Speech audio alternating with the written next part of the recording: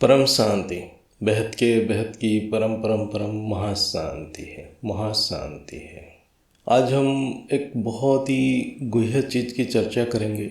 जब कोई भी आत्मा इस ज्ञान को बहुत गहराई से समझ जाएगा तो उसकी पुरुषार्थ की दिशा ही परिवर्तन हो जाएगा। एक्चुअली धरती के ऊपर हर आत्मा पुरुषार्थ तो कर रहा है, लेकिन सबकी लक्ष्य अलग है। लेकिन जो आत्माएं परमात्मा प्राप्ति के पुरुषार्थ कर रहे हैं उनको ये ज्ञान बहुत ज़रूरी है। और बेहद की ज्ञानी जो दादाजी के ज्ञान को ग्रहण करे हैं, समझ रहे हैं और अंतिम लक्ष्य की ओर गति कर रहे हैं, उनको इस ज्ञान को बहुत गहराई से समझना पड़ेगा। शास्त्र में एक शब्द बहुत बार यूज होता है, जीवात्मा। जीवात्मा है क्या? जीवात्मा का परिचय क्या है? क्यों जीवात्मा कहा जाता है? आत्मा को क्यों जीवात्मा कहा जाता है? इस बात को जब गहराई से आत्मा अध्ययन करता है तो आत्मा खुद का परिचय प्राप्त करता है और अपने स्वयं में, स्वरूप में स्थित हो जाता है। वो अपने अंदर दिव्यता का अनुभव करता है। आज जो हम चर्चा कर रहे हैं, हर वाक्य को गहराई से सुनिए और हर वाक्य बहुत ही महत्वपूर्ण है, बहुत ही ज्ञानवर्धक है और बहुत ही गहन है। जीवात्मा में दो द्रव्य के अस्तित्व है, एक है जीव, दूसरा है आत्मा। ये दोनों बहुत अलग होते हुए भी एक साथ रहने से सृष्टि की संरचना होता है। यानी जीव और आत्मा ये दोनों बहुत अलग है, लेकिन दोनों एक साथ रहते हैं, इसीलिए जीवात्मा कहा जाता है। जीव की शरीर है, एक आकार है। आत्मा का ना आकार है ना कोई शरीर है। जीवात्मा में जीव ही इच्छा है और जीव ही शरीर है, मन है, बुद्धि है। आत्मा न मन है, न बुद्धि है, न शरीर है। लेकिन ऊर्जा आत्मा से ही आता है। आत्मा के बिना जीव का अस्तित्व नहीं है, लेकिन जीव के बिना आत्मा अस्तित्व में रहता है। प्रकृति की सभी नियम जीव के ऊपर लागू है, आत्मा के ऊपर नहीं है। जीव काल के बंधन में है, लेकिन आत्मा कालातीत है। जब ये दोनों जुड़ जाते हैं, यानी जीव आत्मा में जुड़ता है, तभी सृष्टि की संरचना होता है। आत्मा नित्य निसंकल्प है और जीव निरंतर संकल्प करता रहता है। जीव जन्म मृत्यु के अधीन है, आत्मा स्वतंत्र है, किसी के अधीन नहीं है। यही माँ जी वाणी में समझाते हैं, रोज़ यही चीज़ को माँ जी बताते रहते हैं।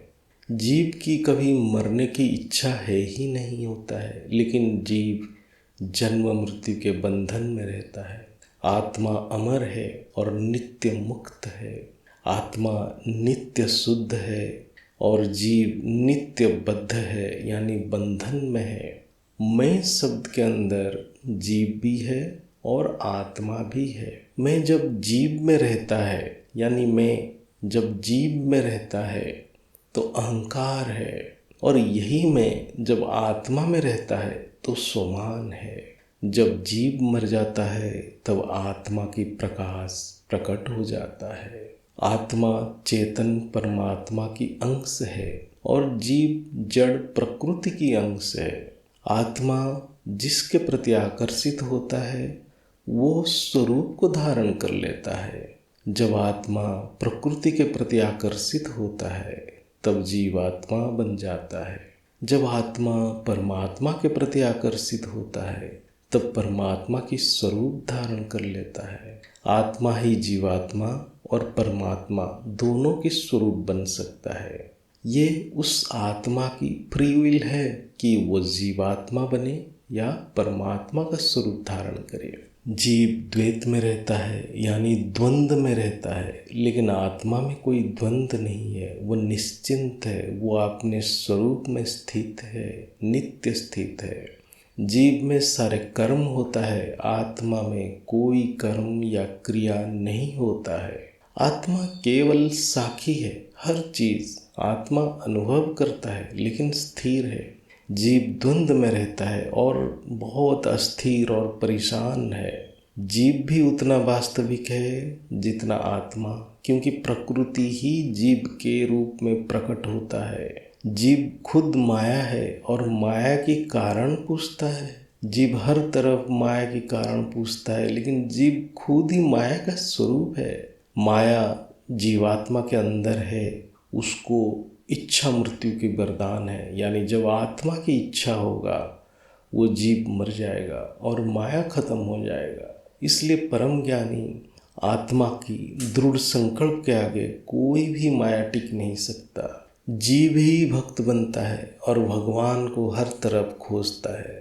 आत्मा ज्ञानी है और स्वयं में परमात्मा को अनुभव करता है।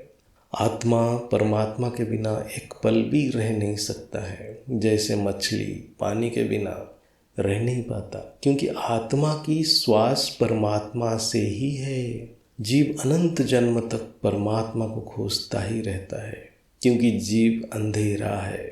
जैसे दिया के नीचे अंधेरा है, ऐसे जीव की हालत है, यानी आत्मा के नीचे जीव रूपी अंधेरा है। इसलिए जीव कभी भी परमात्मा तक पहुंच ही नहीं पाता है। इसलिए भक्ति मार्ग घोर अंधेरा है।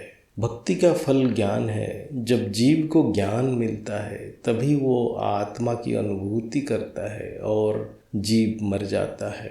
जीव बुद्धि को त्यागने से ही आत्मा में परमात्मा प्रकट होते हैं। यही है बेहद की ज्ञान और यही दादाजी के ज्ञान की सारी है। जीव मरने से आत्मा प्रकट होता है। आत्मा अपने स्थान पे ही है। जीव जब तक नहीं मरता आत्मा की प्रकाश प्रकट नहीं होता है। जीव ही आत्मा की शक्ति को व्यर्थ क्षय करता है। जीव हर पल अशांत है और कर्म करने में हर पल प्रेरित होता है। आत्मा की मूल स्वरूप परम शांत है। वो अकर्मा अकर्ता है। जीव और आत्मा के बीच में ही काल की शक्ति यानी ओम शांत बन के बैठा है। जीव जब ओम शांति से ऊपर उठेगा तभी अपने मूल स्वरूप परम शांति को अनुभव करेगा। ये केवल बेहद की आत्मा में सामर्थ्य है।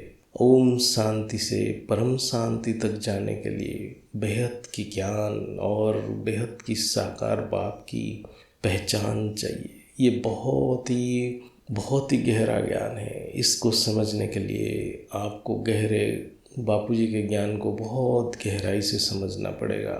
जीवात्मा की भगवान से कुछ पाने की इच्छा है, इसलिए भगवान को हर पल कुछ ना कुछ मांगते रहता है। आत्मा नित्य निरंतर परमात्मा की अंश ही है, इसलिए आत्मा इच्छा रहित है। जीव भाव में आता है, जीव गुण के प्रभाव में आता है और नित्य निरंतर निस्सहाय होकर कर्म में लगा रहता है। यानी जीव में अनेक इच्छाएं आता है तो भाव में आता है। जीव 3 गुणों की प्रभाव में रहता है और नित्य निरंतर कर्म करने के लिए मजबूर हो जाता है। आत्मा भावातीत है, गुणातीत है, कर्मातीत है, अकर्मा है, अकर्ता है। जो भी परमात्मा का गुण है वो आत्मा का ही गुण है। आत्मा हर पल है। हर अनुभव आत्मा के अस्तित्व को दर्शाता है। हर इच्छा या प्रयत्न जीव की अस्तित्व को दर्शाता है। मैं आत्मा परमात्मा की स्वरूप हूँ, ये अनुभव होना ही ज्ञान की अंतिम पड़ाव है। इसके ऊपर कोई ज्ञान है ही नहीं। इसके ऊपर केवल परम शांति की अनुभूति है। जीव यानी मन गति कर रहा है। जीव यानी मन, जब मन गति करता है तब जीव बन जाता है।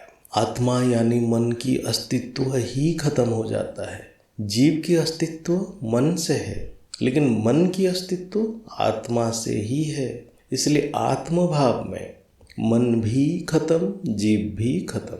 मैं आत्मा हूँ कहने का कोई ज़रूरत नहीं है। जैसे कोई पुलिस वाला अपने आप को कभी नहीं कहता मैं पुलिस हूँ, मैं पुलिस हूँ, क्योंकि वो है। लेकिन जो पुलिस की एक्टिंग करता है वो बार बार कहता है कि मैं पुलिस हूँ, क्योंकि वो खुद संशय में है। इसलिए मैं आत्मा हूँ कहने की कोई आवश्यकता नहीं, उसको अनुभव करना है। अनुभव जो करेगा वो कहेगा, कुछ नहीं कहेगा, वो परम शांति में रहेगा। आत्मा के ज्ञान और कर्म से आत्मभाव झलकता है। वो अपने आप आत्मभाव झलकेगा, उसके वाणी में झलकेगा। ऐसे ही परम शांति आत्मा की मूल संस्कार है।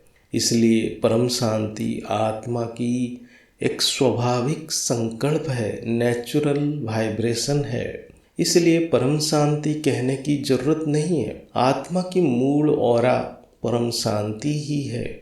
जीव मरते ही मन रुक जाती है और उसकी अस्तित्व आत्मा में विलीन हो जाती है। तब ऑटोमेटिक स्वाभाविक रूप से परम शांति की ऊर्जा, परम शांति की वाइब्रेशन आत्मा से निकलने लग जाता है। निसंकल्प ही परम शांति की संकल्प है। जीवात्मा त्याग, तपस्या, पुरुषार्थ तब तक करता है जब तक जीव स्थिति में है, लेकिन एक बार आत्म स्थिति में स्थिर होता ही सब कुछ अपने आप होने लग जाता है। आत्मा में कुछ है ही नहीं तो क्या त्याग करेगा? जब आत्मा खुद परमात्मा की शक्ति और स्वरूप है तो क्या तपस्या करेगा, क्या पुरुषार्थ करेगा? यही अंतिम रियलाइजेशन है। जीव प्रश्न है, यानी जीव ही प्रश्न पूछता है, कब, क्या, क्यों, और आत्मा में सारे उत्तर है, अर्थात आत्मा ही खुद उत्तर है। जीव में अनेक इच्छा है, इसलिए अनेक प्रश्न है। आत्मा में कोई इच्छा ही नहीं है, अर्थात स्वयं में संतुष्ट है, इसलिए हर प्रश्न की समाधान आत्मा ही है। जहाँ सभी समाधान है वही नित्य समाधि भी है। जीव में जीव बुद्धि है और आत्मा में आत्म बुद्धि है, जिसको हम विवेक बुद्धि कहते हैं। इसलिए जीवात्मा कभी योग कभी भोग में रहता है, निरंतरता नहीं रहता है। जब जीव हट जाता है तब निरंतर योग ही है। आत्मा है सार और जीव है विस्तार। आत्मा जीव भाव के कारण विस्तार में चला जाता है। आत्मा में 1% जीव बुद्धि भी है तो वो जीवात्मा है। 100% आत्मा ही आत्मस्वरूप है। थोड़ा भी इच्छा है तो जीव मरा नहीं है तो वो जीवात्मा है। सार से कब विस्तार में चला जाता है आत्मा भी नहीं जान पाता है। ये मन की गति इतना तीव्र है जो कि भौतिक विज्ञान की सभी नियम से परे ही है। जीव का कर्म बंधन है, आत्मा नित्य मुक्त है। ये धरती डायमेंशन की एक नियम है। कोई भी गुण यहाँ स्वतंत्र रूप में नहीं रहता है। तीनों गुण एक साथ रहते हैं, यानी केवल सत्व नहीं रहता। सत्व के साथ रजो और तमो भी रहेगा, लेकिन तीनों गुणों में कोई एक गुण प्रधान हो सकता है। इसलिए जीव तीनों गुण के प्रभाव में ही रहता है। जैसे 5 तत्वों को एक दूसरे से इस डायमेंशन में कोई अलग नहीं कर सकता है। ये एक साथ ऐसे गुल मिल गए हैं कि एक तत्व स्वतंत्र रूप में कहीं नहीं मिलेगा। ये 5 तत्व और तीनों गुण एक साथ ऐसे मिल चुके हैं, मिक्स हो चुके हैं और एक कार्य रूप धारण करते हैं, जिसको हम सृष्टि रचना कहते हैं। जीव प्रकृति की ये गहराई को समझ नहीं पाता और माया से निकल नहीं पाता है। इसलिए जीव को जड़ में भी चेतन जैसा लगता है। यही अविद्या है। परमात्मा गुणातीत, भावातीत, कर्मातीत है। आत्मा भी परमात्मा का स्वरूप है, यानी आत्मा भी अकर्ता अकर्मा है। वो केवल साक्षी होकर सभी दृश्य को दृष्टाभाव से देखता है। जीव आत्मा को सीमित कर देता है। जीव हटते ही आत्मा असीमित हो जाता है।